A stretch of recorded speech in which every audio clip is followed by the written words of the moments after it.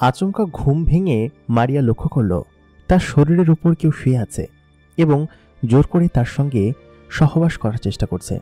মারিয়া অনেক হাত ছড়াছড়ি করেও সেই জিনিসটাকে তার উপর থেকে সরাতে পারল না। বেশ কয়েকদিন ধরে মারিয়া লক্ষ্য করছে কেউ তার সঙ্গে রাতের বেলা খারাপ কাজ করার চেষ্টা করছে, কিন্তু আজকে কেন যেন একদম সরাসরি খারাপ কাজে লিপ্ত হয়ে গিয়েছে। মারিয়ার কোনো কিছু মাথায় ঢুকছে না। সে এখন কি করবে? সে কিভাবে এই জিনিসটার কাছ থেকে নিজেকে আড়াল করবে বা নিজেকে বাঁচাবে? সে অনেক জোরে চিৎকার করতে লাগলো, কিন্তু অবাক কাণ্ড, মারিয়ার কণ্ঠ দিয়ে যেন কোনো শব্দই বের হচ্ছিল না। মারিয়া অনেক হাত ছড়াছড়ি করতে লাগলো, কিন্তু তার উপরে যে জিনিসটা বসে তার সঙ্গে সহবাস করছে সেই জিনিসটা অনেক শক্তিশালী এবং মারিয়াকে পুরো নগ্ন করে ফেলেছে। এই মুহূর্তে এই জিনিসটাকে উপভোগ করার চেয়ে আর কোনো বড় কিছু হয়তো মারিয়ার কাছে হবে না, কারণ হচ্ছে মারিয়া অনেক চেষ্টা করেও এই জিনিসটা থেকে পিছু সরাতে পারেনি। হঠাৎ করেই মারিয়া খেয়াল করলো তার উপর থেকে ভারী সেই জিনিসটা সরে গিয়েছে। মারিয়া উঠে দাঁড়ালো। তার সঙ্গে কি ঘটে গেল সে নিজেই বুঝতে পারছে না। বেশ কয়েক রাত ধরেই সে খেয়াল করছে তার রুমের ভেতরে কেউ একজন আছে এবং কেউ তার সঙ্গে জোর করে কোনো কিছু করার চেষ্টা করে, কিন্তু আজকে ঠিক তেমন একটি ঘটনা ঘটে গেল। মারিয়া মাঝে মধ্যে খেয়াল করত তার কানের কাছে একটা গরম নিঃশ্বাস, কিন্তু আজকে তার সঙ্গে এটা কি হলো? ছি! মারিয়া নিজেকে নিজে বিশ্বাস করতে পারছে না। সে উঠে চলে গেল বাথরুমে। নিজেই কান্না করছে নিজেকে দেখে। তার সঙ্গে এটা কি হলো? তার পুরো শরীর নগ্ন অবস্থায় রয়েছে। তার মানে কেউ একজন এসে, কিন্তু সেটা কিভাবে সম্ভব? তার ঘরে তো কেউই নেই, আর তার ঘরে লক করা, দরজা জানলা সবকিছু দেওয়া। ঘরের ভিতরে কে প্রবেশ করবে? মারিয়া খেয়াল করলো যে জিনিসটা তার উপর শুয়েছিল সেই জিনিসটা স্বাভাবিক কোনো জিনিস নয়, অথবা কোনো মানুষ নয়। প্রিয় দর্শক, সবাই কেমন আছেন? স্বাগত জানাচ্ছি আমাদের আজকের ধারাবাহিক গল্পে। এই গল্পের বেশ কিছু এপিসোড আমাদের এই চ্যানেলে আপলোড করা হবে। গল্পটা আপনারা মনোযোগ দিয়ে শুনবেন আশা করি। গল্পটি আজকে থেকে প্রায় 40 বছর আগে ঘটেছিল এবং একটি হুজুর পরিবারের সঙ্গে ঘটেছিল, এবং সেই পরিবারের একটি সুন্দরী মেয়ে ছিল। সেই মেয়েটির নাম ছিল মারিয়া, এবং মারিয়ার সাথে কি ঘটেছিল এবং পরবর্তীতে কি হয়েছিল এবং সেই হুজুরের সঙ্গে কি হয়েছিল সেটা জানতে হলে আমাদের সঙ্গে অবশ্যই গল্পের শেষ পর্যন্ত আপনারা থাকবেন, আমরা সেটাই আশা করি। ঘটনাটি এক হুজুর পরিবারের সাথে ঘটেছিল যারা কিনা ওই এলাকায় অনেক প্রসিদ্ধ ছিল, এবং সেই হুজুরের এক বন্ধুর মাধ্যমে সমস্ত বিষয়টি জানা যায়। ঘটনাটি পুরোপুরি শুনতে হলে আমাদের সঙ্গে থাকুন। বরাবর মতো কণ্ঠে আমি RJ ইমরান আপনাদের সঙ্গে আছি, এবং আপনারা দেখছেন the mega box. The mega বক্সে আপনাদের জীবনের ঘটনা পাঠাতে চাইলে আমাদেরকে ইমেইল করতে পারেন। আমাদের ইমেইল অ্যাড্রেস এবং ফেসবুক পেজের ঠিকানা এই ভিডিও ডেসক্রিপশনে আপনারা পেয়ে যাবেন। আপনারা চাইলে আপনাদের জীবনের ভৌতিক যে কোনো গল্প অথবা ঘটনা আমাদেরকে পাঠাতে পারেন। তাহলে চলুন বেশি কথা না বলে আমরা সরাসরি ঘটনায় চলে যাই। চট্টগ্রাম বিভাগের এক গ্রামীণ জনপদের নাম মহেন্দ্রনগর। পাশ দিয়ে নুয়ে গিয়েছে এক খরস্রোতা নদী, এবং তার পাশেই বিশাল এক বাংলো প্যাটার্নের বাড়ি। সেইখানে বসবাস করতেন এক হুজুর, তার 3 ছেলে এবং 1 মেয়ে। তারা সেখানে অনেক বছর ধরে বসবাস করেন। পৈতৃক সূত্রেই তারা এই এলাকার অনেক নামি দামি লোক, এবং তাদের অনেক নামডাক রয়েছে। তারা যে স্থানটিতে বসবাস করে সেই স্থানটি অনেক প্রসিদ্ধ এবং খুবই চমৎকার একটা জায়গা। এক প্রকার জঙ্গলের মধ্যেই বলা চলে, মানে হচ্ছে শহর এবং লোকালয় থেকে একটু ভেতরে। হুজুর বরাবর মতো এই জায়গায় থাকতে পছন্দ করেন। হুজুরের 2টি মাদ্রাসা রয়েছে, একটি রয়েছে শহরে, আরেকটি তার বাড়ির থেকে সামান্য একটু দূরে, এবং এই হুজুরের মাদ্রাসা অনেক বেশি প্রসিদ্ধ। হুজুর অনেক স্থানে মাহফিলও করে বেড়ান, এবং তিনি বেশ প্রসিদ্ধ একজন বক্তা ছিলেন, যার কারণে তেনাকে সবাই বেশ সমীহ করতেন। হুজুরের বড় ছেলে, তিনিও একজন বড় বক্তা, এবং তার ছোট 2 ছেলে এখন পর্যন্ত পড়াশোনা করছে, এবং তারা সবাই আলেম ওলামা এবং এদের সাথে মেলামেশা করে। হুজুরের একমাত্র মেয়ের নাম মারিয়া। মারিয়া দেখতে শুনতে খুবই সুন্দর। মারিয়াকে তার বাবা মা কোরআনের হাফেজা বানিয়েছে, কিন্তু মারিয়ার ইচ্ছা ছিল জেনারেল লাইনে পড়া, যার কারণে মারিয়ার বাবা অনেক ভালোবাসার কারণে তাকে জেনারেল লাইনে একটা পার্সোনালভাবে পড়িয়েছে আর কি, মানে তাকে নিজে গিয়ে দিয়ে আসতো এবং নিয়ে আসতো। যেহেতু মেয়ের জেনারেল লাইনে পড়ার অনেক শখ ছিল, তো ওই আমলে মারিয়া তখন ক্লাস 9-এ পড়ত, এবং পাশাপাশি সে মুফতি এবং মাওলানা ওই ধরনের পড়াশোনাও শেষ করেছিল। মারিয়া দেখতে বেশ সুন্দরী এবং মিষ্টি একটি মেয়ে ছিল। যেহেতু সে হুজুরের মেয়ে ছিল, সেহেতু সে ঘর থেকে খুব একটা বেরোতো না, এবং বের হলেও সবসময় পর্দা করে বেরোতো। এবং তার চেহারা এখন পর্যন্ত পরিবারের লোক ছাড়া কেউ দেখেনি, এটা এলাকার সবাই বলাবলি করে থাকে। অনেকেই বলে যে মারিয়া দেখতে পরীর থেকেও সুন্দর এবং এত বেশি সুন্দর যে তার হাত পা দেখলেই মানুষজন বুঝতে পারে যে সে কতখানি সুন্দরী। যখন মারিয়া রাস্তা দিয়ে যায় তখন অনেক এলাকার বখাটে ছেলেরাই তাকে দূর থেকে দেখে, কারণ তারা নাকি শুনেছে যে মারিয়া অনেক সুন্দরী। তার সাথে যদি প্রেমের সম্পর্ক বা প্রণয়ের সম্পর্ক করা যায় তাহলে বিষয়টা হয়তো ভালো হবে। এরকম করে সেই হুজুরের পরিবারটা খুব ভালোভাবেই চলছিল। দুপুরবেলা মারিয়া তার নিজের রুম থেকে বেরিয়ে তার মাকে বলল, মা, খাবার কি হয়েছে? আমি স্কুলে যাব। স্কুলে আজকে একটি ফাংশন আছে। আব্বাজান নিশ্চয়ই কোনো মাহফিলে গিয়েছে। আব্বাজান আসার আগে আমি স্কুল থেকে ফিরে আসব। মারিয়ার মা তখন বললেন, কোথাও যাওয়া লাগবে না। তোর আব্বাজান আজকে আসবে না, কিন্তু তোর ছোট ভাই তো আছে, সে আজকে আসবে। যদি দেখতে পাই তুই স্কুলে গিয়েছিস তাহলে কিন্তু অনেক বকাঝকা করবে। মারিয়া বলল, আহা মা, তুমি চিন্তা করো না তো, আমি চলে আসব। তারপর অনেক জোরাজুরি করে খাবার খেয়ে মারিয়া বোরকাটা পরে স্কুলের দিকে চলে গেল। মারিয়ার স্কুলের অনেক ছেলেপুলেরা মারিয়ার সঙ্গে কথা বলার চেষ্টা করে, কিন্তু মারিয়া তাতে পাত্তা দেয় না। যদিও মারিয়ার এখন যৌবন উঠেছে এবং তার শরীর এখন আর বাচ্চাদের মতো নেই। মারিয়া এখন বড় হয়েছে, তার এসব বিষয়ে অনেক ফিলিংস আসে, কিন্তু সে আসলে চেপে যায় তার বাবা মায়ের ভয়ে। এবং তার বাবা মা আর একটুতে পান থেকে চুন খসলেই তাকে আর স্কুলে আসতে দিবে না, সেটা খুব ভালোভাবেই জানে। যার কারণে অনেক ছেলের প্রতি আকর্ষণ থাকার পরেও মারিয়া তাদের দিকে একদমই নজর দেয় না, কারণ হচ্ছে মারিয়ার বাড়ি থেকে নিষেধ আছে। এবং এই কারণে অনেক ছেলেকে পছন্দ হওয়া সত্ত্বেও মারিয়া কেন জানি তাদেরকে পাত্তা দেয় না। তাদেরকে দেখলে মারিয়ার শরীরের মধ্যে একটা অন্যরকম কামক্রিয়া সৃষ্টি হয়, কিন্তু মারিয়া সেটা তো আর পারবে না, কারণ হচ্ছে তার বিয়ে না হলে তো সে কারোর সঙ্গে মিলিত হতে পারবে না। মারিয়ার এইসব বিষয়গুলো খুবই আনন্দ এবং অন্যরকম লাগে। কিন্তু সে ওদিনকে ক্লাস শেষ করে দ্রুত করে বাড়িতে চলে গেল। আসলে ওদিনকে তাদের ক্লাসে একটি ছোট্ট পার্টি ছিল, সেটা শেষ করেই সে বাড়িতে গেল। বাড়িতে গিয়ে সন্ধ্যার আগে আগে তার মাকে বলল, মা, একটু দেরি হয়ে গিয়েছে, তুমি কিছু বলো না, ঠিক আছে? মারিয়ার মা মারিয়াকে খুব ভালোবাসে, পাশাপাশি অনেক বকাঝকা করে। মারিয়া এসে দ্রুত বোরকা এবং সবকিছু খুলে ফেলল। খুলে সে নিজের ঘরে গেল। এই ঘরের ভিতরে কেউ অন্যান্য মানুষ যাতায়াত করে না, এই কাজের লোকেরা আর মারিয়ার মা এবং তার ভাই বোনেরা, এই সবই। মারিয়া উপরে গেল। খানিকক্ষণ বাদে মারিয়ার মা এসে বলল কি যে, শোন, আগামীকালকে সকালবেলা কিন্তু তোর নানু বাড়িতে যেতে হবে। তোর আব্বাজান সকালবেলা আসবে, গাড়িতে করে আমাদেরকে নামিয়ে দিয়ে যাবে। আর তোর আব্বাজান কোথায় যেন যাবে মাহফিলে, এর মাঝখানে তোর নানু বাড়িতেই কয়েকদিন থাকবো। অনেকদিন যাওয়া হয় না, সময়টা ছুটির সময় ছিল, আর মারিয়াদের স্কুলও বন্ধ দিয়ে দিয়েছে, যার কারণে সে অনেকদিন ধরেই নানু বাড়িতে যাওয়ার জন্য তার বাবাকে বলছিল। শেষমেশ তার বাবা মেনেছে। মারিয়া বেশ খুশি ছিল এবং খুশি মনে সে ঘুমিয়ে পড়ল। পরের দিন সকালবেলা তার বাবাকে দেখে তাকে জড়িয়ে ধরে বলল, বাবা, থ্যাংক ইউ, তুমি যে আমাকে নানু বাড়িতে যাওয়ার জন্য পারমিশন দিয়েছ, এটা জেনে আমি খুব খুশি হয়েছি। কিন্তু আমি কিন্তু নানু বাড়িতে আবার বেশ কিছুদিন থাকবো, ঠিক আছে? মারিয়ার বাবা বলল, আচ্ছা ঠিক আছে, তুমি গিয়ে থেকো। কথা কিন্তু ওই একটাই, সবসময় সেফ জোনে থাকবে, ঠিক আছে? বাইরে কিন্তু একদমই যাবে না। আর তোমার নানুরা কেমন সেটা তো জানোই, তোমার আম্মা 2 দিন পরে চলে আসবে। তুমি কতদিন থাকবে? মারিয়া তখন বলল, আব্বাজান বেশি না, আমি 2 সপ্তাহের মতো থেকে তারপর চলে আসবো। আমার স্কুল তো 3 সপ্তাহের মতো ছুটি দিয়েছে, নানু বাড়িতে অনেকদিন যায় না, সেখানে ওরা আছে, আমার কাজিনরা আছে, সকলে মিলে মজা হবে অনেক, এই জন্য যাবো আমি, ঠিক আছে? তারপর সকালবেলা মারিয়ার মা এবং মারিয়া এবং তাদের গাড়িতে সমেত করে তারা নানু বাড়ির দিকে রওনা দিলেন। মোটামুটি বিকেলের নাগাদ তারা নানু বাড়িতে পৌঁছে গেল, কারণ মারিয়াদের নানু বাড়িটা ছিল বেশ খানিকটা দূরে এবং একটু শহুরে এলাকায়। মারিয়ার যেখানে থাকতো সেই জায়গাটা মারিয়ার খুব বেশি পছন্দের ছিল, কিন্তু তার নানু বাড়িতে গেলে তার নানু বাড়িতে নানান ধরনের কাজিনরা আছে এবং সেখানে গেলে সকলের সাথে গল্প করতে পারবে। মারিয়ার একটা ছেলে কাজিন আছে, মানে হচ্ছে মামাতো ভাই, সে মারিয়াকে খুব পছন্দ করে, কিন্তু মারিয়া তাকে পাত্তা দেয় না এবং সবসময় কেমন যেন তার পিছু পিছু লেগে থাকে মারিয়ার। কিন্তু মারিয়ার এই জিনিসটা বিরক্ত লাগে। শুধুমাত্র ওই একটা কারণেই মারিয়া মাঝে মধ্যে নানু বাড়িতে যেতে অনিচ্ছা প্রকাশ করে।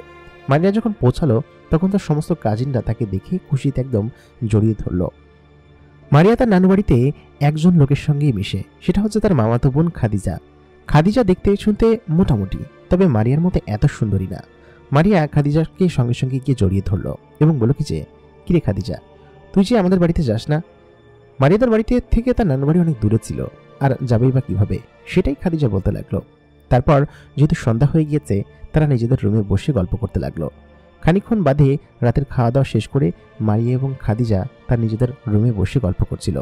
ঠিক তখনই মারিয়া তার জামাটা খুলল লোশন লাগানোর জন্য, যেহেতু সে সবসময় রূপচর্চা করে। তো মারিয়ার শরীর দেখে খাদিজা বলল কি সুন্দর শরীর তোর, এরকম সুন্দর শরীর যদি আমার হতো, বাহ কি চমৎকার, কি সেক্সি ফিগার, এগুলো দেখে তো যে কোনো পুরুষ মানুষ পাগল হয়ে যাবে। কে জানি কোন ভাগ্যবান পুরুষ তোকে বিয়ে করবে। এগুলো শুনে মারিয়া খানিকটা লজ্জা পেল, বলল ছি কি সব বলিস। তারপর খাদিজা এসে বলল দেখি উপরের টপসটা খুলতো, তোর শরীরটা কেমন একটু দেখি। আমার শরীরটা ভালো না খুব একটা, তবে তোর মতো কিভাবে করবো সেটা বল, তুই কি খাস বলতো। তারপর খাদিজা জোর করে তার টপসটা খুললো। মারিয়া শুধুমাত্র উপরের ওই জিনিসটা পরে আছে। তারপর সেটা দেখে খাদিজা বলল বাহ ক্যা সেক্সি ফিগার হে, এরকম ফিগার যদি আমার হতো। মারিয়া লজ্জা পেয়ে তার জামা কাপড়গুলো পরে নিল লোশন লাগিয়ে, বলল এসব দেখে কাজ হবে বই না, বিয়ে তো করতে হবে তাই না, বিয়ের বয়স তো হয়েছে, এখন আর একা একা ভালো লাগে না। খাদিজা বলল একা একা ভালো লাগবে কিসের জন্য, এত বড় সুন্দর রূপ হয়েছে, আমারও ভালো লাগে না জানিস। আব্বা মা যে বিয়ে কবে দিবে সেটাই ভাবছি। তারা দুই বান্ধবী মানে বোন গল্প করতে করতে ঘুমিয়ে পড়লো কখন নিজেরাও জানে না, এবং সারা রাত ভরে এরকম 19-20 গল্প করতে লাগলো, সারা রাত ভরেই। সকালবেলা উঠে মারিয়া দেখলো খাদিজা অনেক আগেই উঠে পড়েছে। মারিয়া উঠে নামাজও পড়ল না, কারণ মারিয়া অনেক সময় নাপাক থাকে। মারিয়া উঠে দেখলো তার পিরিয়ডস হয়েছে, এবং পিরিয়ড দেখে মারিয়ার আজকে একটু দেরি করে উঠল। উঠে খাদিজাকে বলল কিরে তোর কাছে কি প্যাড আছে? খাদিজা তখন বলল হ্যাঁ আছে, ওই আলমারির ভিতরে দেখ, আমি তোকে অনেকবার ডেকেছি, তাহলে এই কারণেই উঠিসনি, পিরিয়ড কি আজকেই হয়েছে নাকি? মারিয়া তখন বলল হ্যাঁ আজকেই, তবে রাত্রেবেলা টের পাইনি রে, কখন হয়েছে। মারিয়া সঙ্গে সঙ্গে উঠে টিস্যু দিয়ে মুছে সেই টিস্যুটা বাইরে ফেলে দিল এবং উঠে প্যাডটা চেঞ্জ করে নিল। বেশ কয়েকদিন হয়েছে মারিয়া এখানে এসেছে। তারপর গিয়ে গরম পানি দিয়ে গোসল করে সকাল সকাল ফ্রেশ হয়ে নিল, এবং মারিয়া বেশ কয়েকদিন এরকম ভাবেই তাদের নানু বাড়িতে কাটালো। মারিয়া যখন তার নানু বাড়িতে আসে, তার নানুরা অনেক খুশি হয় এবং তার জন্য অনেক ভালো ভালো খাবার রান্না করে। মারিয়ার যেহেতু 2-3 দিন পিরিয়ড ছিল, সেহেতু সে 2-3 দিন বেশ ভালো মন্দ খাবার খেয়ে সেখানে কাটালো। 2-3 দিন পর মারিয়ার আম্মা সেখান থেকে চলে আসলো, বলল একদমই কিন্তু দুষ্টুমি করবি না, কারণ এখানে কিন্তু তোকে আমি রেখে গিয়েছি আমার ভরসায়। আর নানুজনকে বলে গেল ও যেন কোনো প্রকার ফাজলামি দুষ্টুমি না করে, ঠিক আছে? এই কথা বলে মারিয়ার মা সেখান থেকে প্রস্থান নিল। মারিয়া তো নিজেকে একদম উড়ন্ত পাখির মতো পেয়েছে, কারণ তার মা এবং বাবা এখানে নেই, সে এখন যা ইচ্ছা তাই করতে পারবে। মারিয়ার একটা স্বভাব ছিল, সেটা হচ্ছে সে বেশিরভাগ দিনই রাত্রেবেলা নাপাক হয়ে ঘুমাতো, আর পিরিয়ডের সময় আসলে সে তো সম্পূর্ণরূপে নাপাকি থাকতো।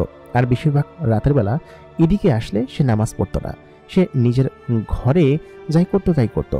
নিজের ঘরে থাকলে অনেক সময় নামাজ পড়তো না, রাত্রে অনেক সময় নাপাক হয়ে ঘুমিয়ে পড়তো, এবং এখানে আসলে তো আরও বেশি কায়দায় সেরকমভাবে হবে। তো পিরিয়ড হওয়ার কারণে মারিয়া এক রাতেও ঠিকঠাক মতো নিজেকে পরিষ্কার করে ঘুমায়নি, বা অজু করে ঘুমাতে হয় এরকম বিষয়গুলো সে করেনি। অথচ তার মা তাকে ছোটবেলা থেকেই এগুলো শিখিয়েছে। ওই যে এক প্রকার ছাড়া পেয়েছে। মারিয়ার এরকম করে বেশ কিছুদিন ওইখানে কেটে গেল। তার নানু তাকে কোথাও বের হতে দেয় না, কারণ তার নানিও পর্দাশীল এবং এ বাড়ির সকলেই পর্দাশীল এবং পর্দা করে। কিন্তু মারিয়া খাদিজাকে বলতে লাগলো, শোন, আমরা না নদীতে গোসল করতে যাওয়ার প্ল্যান করেছিলাম অনেকদিন আগে, আমার বাড়ির পাশেই তো নদী, চল গোসল করে আসি। খাদিজা বলল দাদিজান শুনলে একদম কেটে কুটে 2 টুকরো করবে, এখানেই যেতে দেয় না কলপাড়ে গোসল করতে, সবসময় গোসল করতে হয় ঘরের ভিতরে, আর তুই বলছিস নদীতে গিয়ে গোসল করবো তাই না? মারিয়া এই কথা শুনে বলল আরে নানু কিছু টের পাবে না, নানু আজকে দুপুরের দিকে নাকি মার্কেটে যাবে শপিং করতে, ওই ফাঁকে আমরা গোসল করতে যাবো, ঠিক আছে? খাদিজা তখন বলল সত্যি বলছিস তো, কিছু হবে না তো? মারিয়া এই কথা শুনে বলল কোনো কিছু হবে না। মারিয়ার একটু সাহস আছে, সে খাদিজাকে একদম পটিয়ে ফেলল। বাড়ি থেকে মাত্র 2 মিনিট হাঁটলেই নদী পড়ে, এবং সেই নদীর ওইখানে একটা জায়গা আছে যেখানে গোসল করার মতো খুব ভালো ব্যবস্থা আছে। এই এলাকার মহিলারা সেখানে গিয়ে গোসল করে। মারিয়া ভাবল সেখানে গিয়ে গোসল করবে। যাই হোক, তার নানু এবং মামিরা বাড়ি থেকে বের হওয়ার পরে মারিয়া এবং খাদিজা কাপড় নিয়ে দৌড়ে চলে গেল নদীতে গোসল করতে। তারা যে ভিটার উপর দিয়ে গেলে দ্রুত হয়, সেই ভিটাটা একটু শুনশান এবং বেশ গাছওয়ালা ভিটা ছিল। এবং জায়গাটা ছিল অনেকখানি শুনশান। মারিয়া সেখানে গিয়ে সেই ভিটার উপর দিয়ে হাঁটতে শুরু করলো। তার চুল ছাড়াচ্ছিল এবং সেই সাথে তার পরনের যে কাপড়টা ছিল সেটা থেকেও খুব ভালোভাবে তার শরীর বোঝা যাচ্ছিল। মারিয়া অনেকদিন পরে ছাড়া পেয়েছে। সে চায় যে বোরকার আড়ালে থেকে বেরিয়ে এরকম খোলামেলা ঘোরাফেরা করতে, কিন্তু ওদিকে খাদিজা সে নিজে একটু হিজাব পরে বের হয়েছিল। মারিয়া অনেকদিন পরে ছাড়া পেয়েছে, যার কারণে তার কাছে বিষয়গুলো খুব আনন্দের লাগছিল। সে সেই ভিড়ার উপর দিয়ে সামনের দিকে চলে গেল এবং সেই নদীর ধারে যেখানে শান বাঁধানো ছিল, যেখানে আসলে গোসল করা হয়, সেখানে সে চলে গেল। তারপর মারিয়া কোনো কথা না বলে চুল ছেড়ে দিয়ে সেই পানির ভিতরে ঝাপাঝাপি করতে লাগলো। খাদিজা ওই অবস্থায় সে ওইখানে খানিকটা ডুবে তারপর গোসল করতে লাগলো। অনেকক্ষণ গোসল করার পরে খাদিজা বলল কি যে চল আমরা ফিরে যাই, কারণ হচ্ছে তোর নানুজান যে কোনো সময় চলে আসতে পারে এবং এসে যদি এরকম অবস্থায় দেখে তাহলে কিন্তু খুব সমস্যা হবে। নানুজানকে তুই চিনিসই তো, তাই না? তাড়াতাড়ি বাড়িতে চল। খাদিজা তখন বলতে লাগলো এখন আমি যাব না, আর একটু থাকি না। এরকম করতে করতে যে কখন যে অনেকখানি সময় কেটে গেল এবং সে খাদিজা মারিয়া যে জামাটা পরেছিল সেই জামার মধ্যে থেকে মারিয়ার সমস্ত শরীর খুব ভালোভাবেই বোঝা যাচ্ছিল এবং ওইখান থেকে ওই যে ঘন জঙ্গলটা, বিরান যে জঙ্গলটা, সেই জঙ্গলটা খুব বেশি দূরে ছিল না, একদমই কাছে ছিল, নদীর পাশাপাশি আর কি। তো ওইখান থেকে একদম স্পষ্টভাবে দেখা যাচ্ছিল।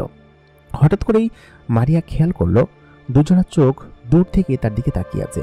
অনেক সময় এমন হয় যে কেউ যদি তার দিকে তাকিয়ে থাকে তখন সেই চাহনিটা অটোমেটিক্যালি তার দিকে চলে যায়, ঠিক তেমনই মারিয়া খেয়াল করলো কিছু একটা গাছের আড়াল থেকে লুকিয়ে পড়লো। সঙ্গে সঙ্গেই মারিয়া ওড়নাটা তার বুকে চেপে নিল এবং খাদিজাকে বলল, হ্যাঁ রে, অনেক সময় গোসল করা হয়ে গিয়েছে, চলো আমরা বাড়িতে ফিরে যাই। খাদিজা এবং মারিয়া দুজনে বাড়ির দিকে হাঁটা শুরু করলো। তারা সময় বাঁচানোর জন্য সেই মেন রাস্তা না ধরে জঙ্গলের সেই চিপা রাস্তা দিয়ে আসতে শুরু করলো। এই ভিটাটা একটু অনেক বিরান এবং খুবই ঘন। সূর্য অনেকখানি ডুবে এসেছে। গোসল করতে করতে কখন যে বিকাল 5টা বেজে গিয়েছে তারা একদমই টের পায়নি। বাড়িতে গিয়ে যদি দেখে নানু, তাহলে মারিয়ার আজকে খবর আছে। মারিয়া একদম সেরকমভাবে হাঁটতে শুরু করলো। মারিয়ার শরীরের সমস্ত অবয়ব ঠিকঠাক মতো বোঝা যাচ্ছিল। হঠাৎ করে মারিয়া খেয়াল করলো তার পেছন পেছন কেউ একজন আসছে এবং তার কানের কাছ থেকে একটি গরম বাতাস বয়ে গেল। মারিয়া কোনো কিছু বুঝতে পারছে না তার পেছনে কে আসছে। সে একবার পেছনে ফিরে তাকালো, কিন্তু সে কাউকেই দেখতে পাচ্ছে না। তারপর খাদিজাকে বলল, আচ্ছা আমাদের পেছনে কি কেউ আসছে, দেখতো। খাদিজা পেছনে ফিরে বলল, কই না তো, এই জন্যই তোকে বলেছিলাম যে কাপড় চোপড় নিয়ে আয়, কেউ যদি দেখে এরকম ভাবে, ছি কি ব্যাপারটা হবে, বিচ্ছিরি ব্যাপার, আর তোর শরীর তো একদম দুধে আলতা। এটা বলে তারা দ্রুত পা চালাতে লাগলো। হঠাৎ করেই মারিয়া খেয়াল করলো কেউ তার কোমরে হাত রেখেছে, কারণ তার কোমরটা একদমই খোলা ছিল।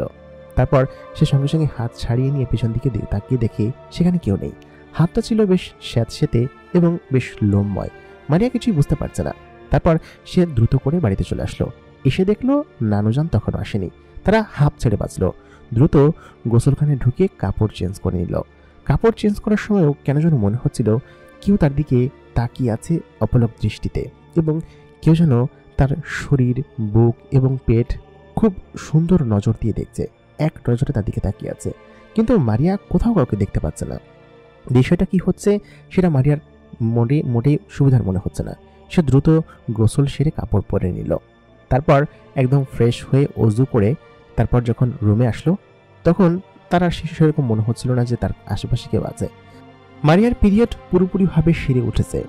এখন চাইলে সে নামাজ পড়তে পারে। সে দ্রুত জায়নামাজ দিয়ে নামাজ পড়তে শুরু করলো। আসরের ওয়াক্ত প্রায় শেষ হয়ে এসেছে। খানিকক্ষণ বাদেই মাগরিবের আজান দিল। সে উঠে মাগরিবের নামাজটা পড়ে নিল। এর কিছুক্ষণ পর তার মামি এবং তার নানিজান চলে আসলো। তাদের জন্য বেশ কিছু জিনিস কিনে নিয়ে এসেছে। মারিয়া এখানে এসেছে বেশ কয়েকদিন হয়েছে। এর মধ্যে মারিয়াকে আবার বাড়ি ফিরে যেতে হবে, কারণ তার মাদ্রাসা খুলেছে, স্কুল খুলেছে। তার আব্বাজান তাকে 2 দিন পরে নিতে আসবে, আর 2 দিন মাত্র সে এখানে আছে। মারিয়া দ্রুত উঠে চলে গেল তার নানুজানের কাছে। তার নানুজান বলল কি যে, তোর আব্বা চিঠি দিয়েছে, তোকে যেতে হবে দ্রুত, তোর আব্বা কালকে আসবে মনে হয়, বুঝতে পেরেছিস? মারিয়া তখন বলল, নানুজান আমি এখন যাব না, ভালো লাগছে না, আমার এখানেই থাকতে ভালো লাগছে। তারপর মারিয়া নানুজানকে এই কথা বলার পর নানুজান বলল কি যে, যেতে হবে না, কতদিন হয়েছে এসেছিস সেখানে, বাড়ি যা, বাড়ি গিয়ে পড়াশোনা করবি ঠিক মতো, আবার আসিস। নানুজানের এই কথা শুনে মারিয়া বলল কি যে, তোমাদের বাড়িতে আর আসছি আমি, তাই না? তোমরা এরকমভাবে আমাকে তাড়িয়ে দাও, যখন বিয়ে হয়ে অন্য বাড়িতে চলে যাব তখন বুঝো ঠেলা। দেখতে দেখতে মাঝখানে 2 দিন কেটে গেল। রাতের বেলা বেশিরভাগ দিনই মারিয়ার নামাজ পড়া হয় না, আর অজুও করা হয় না। আর যেহেতু সে তার মামাতো বোন খাদিজার সঙ্গে ঘুমায়, সেহেতু তাদের রাতের বেলা নামাজ পড়া, অজু করার এসবের কোনো বালাই নেই। তারা দুজনই নাপাক অবস্থায় ঘুমায় এবং দুজনে গল্প করতে করতে কখন ঘুমায় নিজেরাও টের পায় না। খাদিজার সঙ্গে গত 3 দিন ঘুমিয়েছে এবং প্রথম দিন থেকেই ঘুমিয়েছে, কিন্তু গত 3 দিন যেদিন থেকে সে নদী থেকে গোসল করে এসেছে, এর 3 দিনই সে নিজে খাদিজার সঙ্গে ঘুমিয়েছে এবং গল্প করতে করতেই ঘুমিয়েছে। এবং এই 3 দিনের একদিনও সে রাতের বেলা নামাজ পড়েনি এবং কোনোভাবে অজু করে বা আয়াতুল কুরসি পড়ে দোয়া দুরূদ পড়েও ঘুমায়নি। এরকম অভ্যাসটাই তার বেশ কয়েকদিন এখানে থেকে একদম হয়ে গিয়েছে। এর পরের দিন মারিয়াকে তার আব্বা নিতে আসলেন। মারিয়া তার আব্বার সঙ্গে বাড়িতে চলে গেলেন। বাড়িতে গিয়ে মারিয়ার মনে হচ্ছিল সে একদম নতুন জায়গায় চলে এসেছে, কারণ সে এতদিন একদম স্বাধীনচেতভাবে ঘুরেছে, কিন্তু এখন বাড়িতে এসে তার নিজের কাছেই কেমন যেন অদ্ভুত লাগছে। মারিয়া বাড়িতে এসে তার আম্মাকে বললেন, আম্মা, বাড়ির সবকিছু কেমন যেন অদ্ভুত চেঞ্জ হয়ে গিয়েছে, তাই না? মারিয়ার আম্মা বলল কি যে, কোথায় চেঞ্জ হয়েছে? কোনো কিছুই তো চেঞ্জ হয়নি, সবকিছুই তো আগের মতো আছে, তুই বরঞ্চ চেঞ্জ হয়ে গিয়েছিস। নানু বাড়িতে গিয়ে নিজের মতো করে বেড়ানো হয়েছে, তো সেই জন্য মনে হচ্ছে যে সবকিছু পরিবর্তন হয়ে গেছে। ঠিক আছে, তুই তো নিজের রুমে যা। মারিয়া নিজের রুমে চলে গেল সবার সঙ্গে গল্প করে এবং খাওয়া দাওয়া করে। রাতের বেলা যখন মারিয়া নিজের রুমে গেল, নিজের রুমের লাইটটা জ্বালানোর আগে মারিয়ার কাছে মনে হচ্ছিল যে তার নিজের ঘরে কেউ আছে এবং সে স্পষ্ট অনুভব করতে পারছে যে তার পাশেই সুইচের সাথে কেউ দাঁড়িয়ে আছে। মারিয়া ভয়ে ভয়ে লাইটটা জ্বালালো, কিন্তু সে লাইটটা যখন জ্বালালো তখন দেখলো তার রুমের ভেতরে কিচ্ছু নেই। অবাক কাণ্ড! হতেই পারে এমনটা, অনেক সময় মনে হয় যে আমাদের আশেপাশে কেউ দাঁড়িয়ে আছে, কিন্তু আসলে সেখানে কেউ নেই। সেরকম কোনো কিছু একটা হয়েছে। মারিয়া গান গাইতে গাইতে নিজের রুমে গেল। মারিয়া রাতের নামাজও পড়েনি, অজুও করেনি। এরকম নাপাক অবস্থায় বাথরুম থেকে এসে সে বিছানায় গিয়ে শুয়ে পড়ল এবং ঘুমিয়ে পড়ল। অর্ধেক রাতে, মানে ওই দিন রাত থেকেই মারিয়ার সঙ্গে অদ্ভুত অদ্ভুত সব ঘটনা ঘটতে শুরু করলো। মারিয়ার হঠাৎ করে রাত্রেবেলা ঘুম ভেঙে গেল। ঘুম ভেঙে সে যখন জানালার দিকে তাকালো, দেখলো একটা ছায়া মূর্তি তার জানালার অপোজিট সাইডে দাঁড়িয়ে আছে। বাহিরের আলোতে, মানে জ্যোৎস্নার আলো ছিল, সেই আলোতে স্পষ্ট দেখা যাচ্ছে একটা ছায়া তার জানালার কাচের ওই পাশে দাঁড়িয়ে আছে। সেটা দেখে মারিয়া আচমকা উঠে গেল এবং উঠে সে বুকে থুতু নিল। সে যখন আবার জানালার দিকে তাকালো, দেখল কি যে সেখানে কেউ নেই। সে উঠে সঙ্গে সঙ্গেই একদম জানালাটা বন্ধ করে দিয়ে পর্দা টেনে দিয়ে এসে তারপর নিজে আবার নিজের বিছানায় শুলো। খানিকক্ষণ বাদে মারিয়া খেয়াল করছিল যে কেউ একজন তো তার রুমের ভেতরে আছে।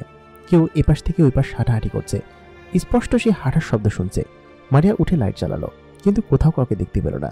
তারপর সে বিছানায় থেকে আবার উঠে গিয়ে বাথরুমে গিয়ে শীষ দিয়ে এসে আবার শুয়ে পড়ল। কিন্তু মূলত বিষয় হচ্ছে গিয়ে সে নাপাক অবস্থায় শুয়েছে। সে রাত্রেবেলা অনেকদিন কোরআন শরীফ তিলাওয়াত করে ঘুমায়, কিন্তু নানু বাড়িতে গিয়ে তার অভ্যাস এমন খারাপ হয়েছে যে সে এখন সেরকমভাবে ঘুমায় না। নানু বাড়ি থেকে সে এরকমভাবে এসেছে যে তার এখন আর ওইসব কিছু করতে একদম ভালোই লাগছে না। মারিয়া ওই রাতে ঘুমিয়ে পড়ল। ওরকম করতে করতে কখন ঘুমিয়ে পড়েছে নিজেও বলতে পারবে না। এরকম করে প্রায় প্রত্যেক দিন রাত্রেবেলায় মারিয়ার মনে হতে লাগলো যে তার রুমের ভেতরে বা তার আশেপাশে কেউ আছে। মারিয়া মাঝে মধ্যে খেয়াল করে, যখন সে খোলা চুলে কোথাও বসে থাকে, মনে হয় কোনো গরম বাতাস তার কানের কাছ দিয়ে ঘেঁষে চলে যায়। এবং তাই নয়, যখন সে বারান্দায় বসে থাকে, মনে হয় কেউ তাকে পেছন থেকে ছোঁয়ার চেষ্টা করছে, কিন্তু পেছনে যখন সে তাকায়, কিন্তু সে কাউকে দেখতে পায় না। মারিয়া বেশ কয়েকদিন এই জিনিসটা খেয়াল করছে। এর কয়েকদিন পরের ঘটনা, মারিয়া স্কুল থেকে ফিরছিল।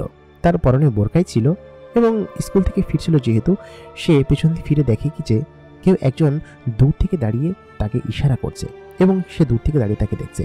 সেই লোকটার গায়ে এক প্রকার ঘোমটা দেওয়া, মানে কালো রঙের এক প্রকার পোশাক পরা, এবং সেই লোকটা অনেক লম্বা।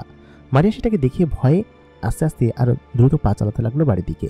মারিয়াকে তার বাড়িতেই নামিয়ে দিয়ে যায়, কিন্তু বাড়ি থেকে ঘর পর্যন্ত পৌঁছাতে সে দূরে এই জিনিসটাকে দেখেছে। সে দৌড়ে ঘরের ভিতরে চলে গেল। মনে হচ্ছিল কোনো গরম বাতাস তাকে ফলো করছে। মারিয়ার সঙ্গে কি হচ্ছে সেটা সে কিছুই বুঝতে পারছে না। ওই দিন রাত থেকেই মারিয়ার সঙ্গে আরো আজব আজব ঘটনা ঘটতে শুরু করলো। সেটা হচ্ছে, মারিয়ার যখন সে রাত্রেবেলা ঘুমালো, হঠাৎ করে রাত 11টা সাড়ে 11টার দিকে তার ঘুম ভেঙে গেল। ঘুম ভেঙে সে চোখ খুলে খেয়াল করলো তার পাশের বালিশে কেউ একজন শুয়ে আছে এবং সেই শোয়া থেকে যে গরম নিঃশ্বাসটা, সেটা সে স্পষ্ট টের পাচ্ছে এবং কেউ তার পাশে শুয়ে নিঃশ্বাস নিচ্ছে। এটা দেখে মারিয়া জোরে চিৎকার দিয়ে উঠল। চিৎকার দিয়ে ওঠার সঙ্গে সঙ্গেই নিচে থেকে সবাই দৌড়ে আসলো। দৌড়ে এসে বলল যে কি ব্যাপার, কি হয়েছে? মারিয়ার মা তখন বলল, কি হয়েছে, কি দেখেছিস? মারিয়া তখন বলল, এখানে কেউ একজন শুয়েছিল আমার সঙ্গে, আমি স্পষ্ট টের পেয়েছি। মারিয়ার মা তখন বলল, নিশ্চয় তুই ভয় পেয়েছিস, তোকে কতদিন বলেছি যে রাত্রেবেলা আয়াতুল কুরসি পড়ে পাক হয়ে ঘুমাবি, নামাজ পড়েছিস রাতে? মারিয়া তখন বলল, না মা, নামাজ তো পড়া হয়নি আসলে।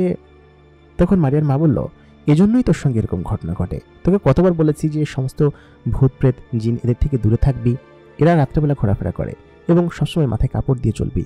কি যে করিস তুই, দ্রুত যে অজু করে আয়, অজু করে এসে তারপর ঘুমা। মারিয়া তার মায়ের কথা মতো দ্রুত পায়জামাটা চেঞ্জ করে অজু করে এসে তারপর ঘুমালো এবং ওই রাতে তার আর কোনো সমস্যা হয়নি। এর পরের দিন রাতে সেম একই কাহিনী। মারিয়ার 11টা-12টার দিকে আচমকা ঘুম ভেঙে গেল। তার তো এরকম রাত্রেবেলা ঘুম ভাঙে না। কি আশ্চর্য বিষয়, এরকম ঘুম ভাঙার প্রবণতা তো তার আগে ছিল না, কিন্তু হঠাৎ করে এরকম তার ঘুম কেন ভেঙে যাচ্ছে? মারিয়া খেয়াল করলো তার পাশে সেই জিনিসটি আবার শো শো করে নিঃশ্বাস নিচ্ছে এবং তার পাশেই সেই জিনিসটি শুয়ে আছে। মারিয়া উঠে আবার চিৎকার করলো। তারপর তার মা আবার দৌড়ে আসলো। দৌড়ে এসে বলল কি যে, তুই আজকেও নিশ্চয়ই কোনো খারাপ স্বপ্ন দেখেছিস তাই না? নিশ্চয়ই দোয়া দরুদ পড়িসনি এবং নাপাক হয়ে ঘুমিয়েছিস তাই না?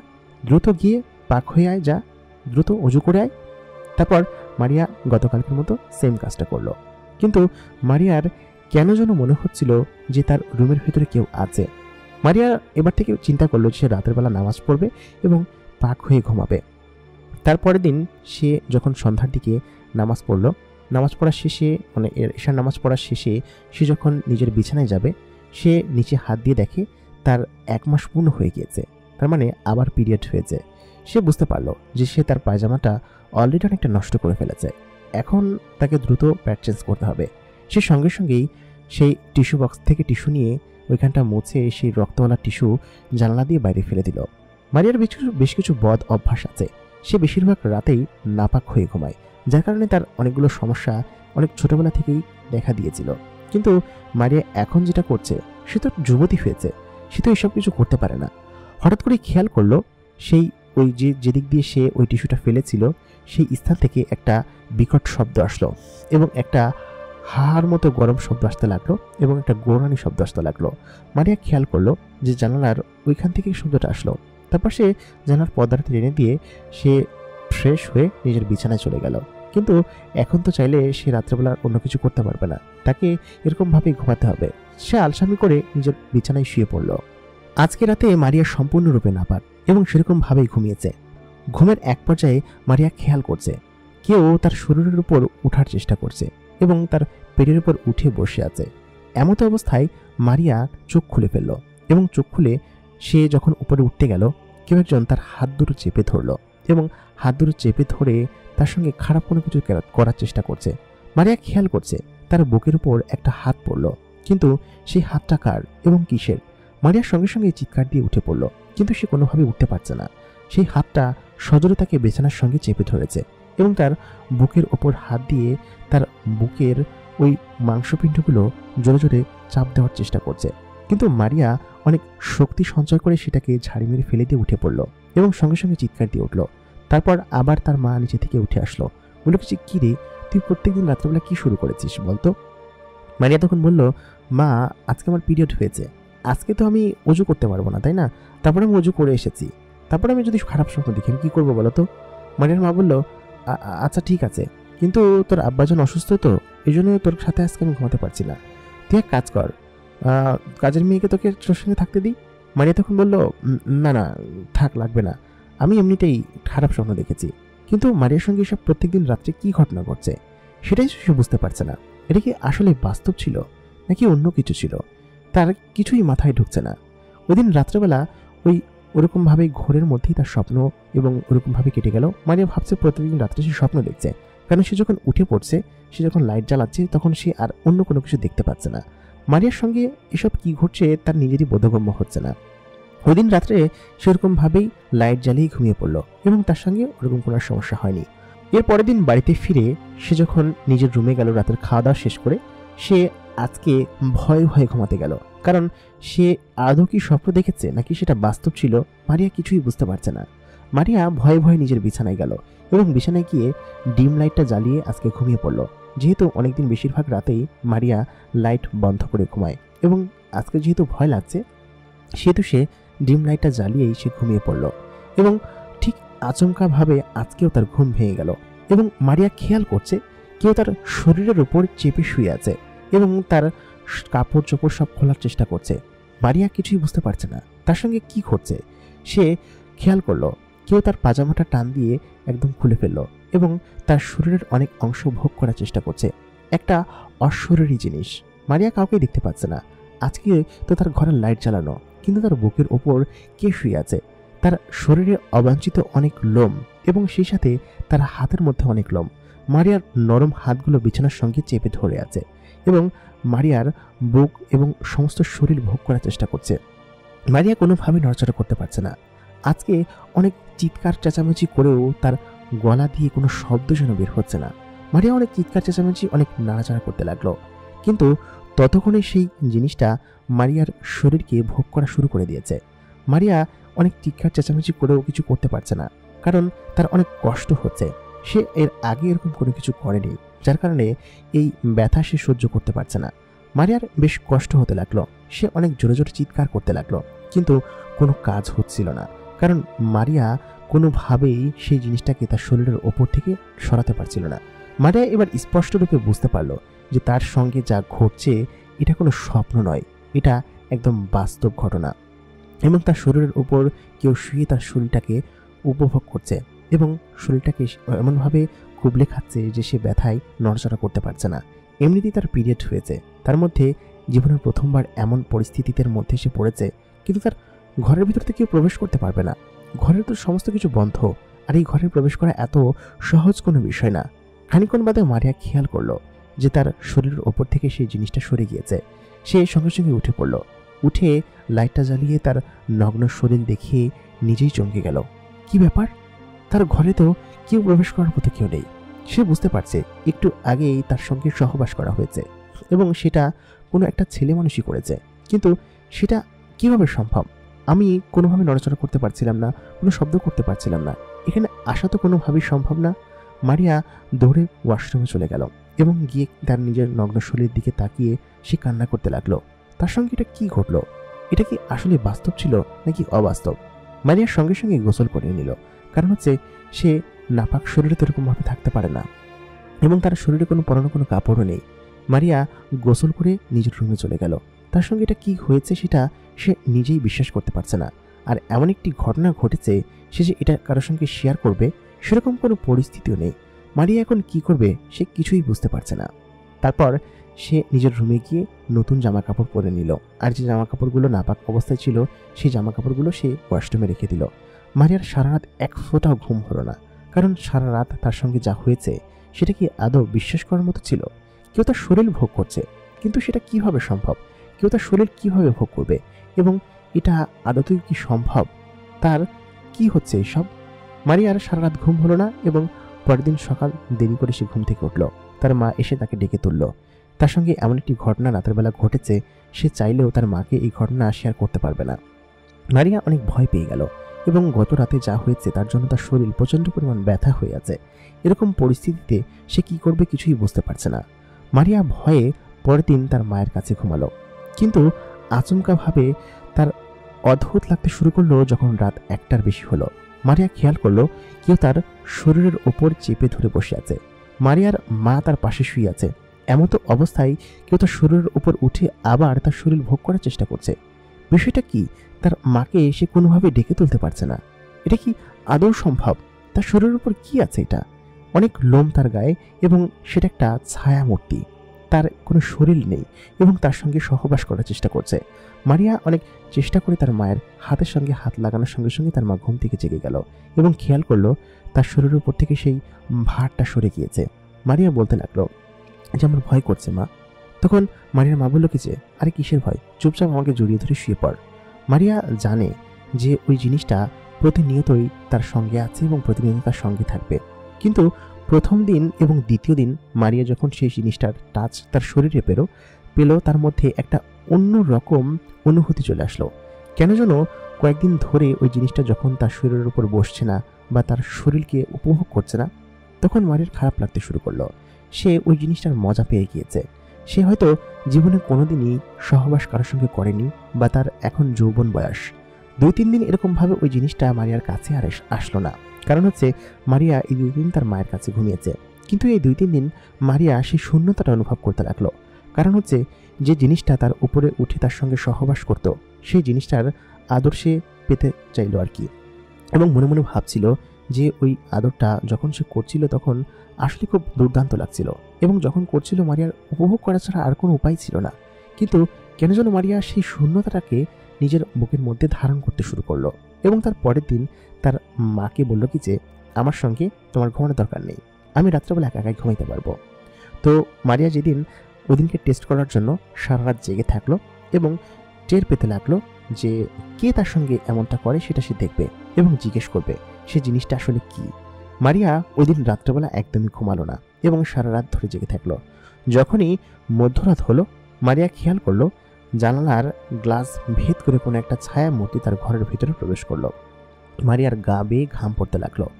মারিয়া তারপর চুপচাপ বিছানার মধ্যে শুয়ে আছে।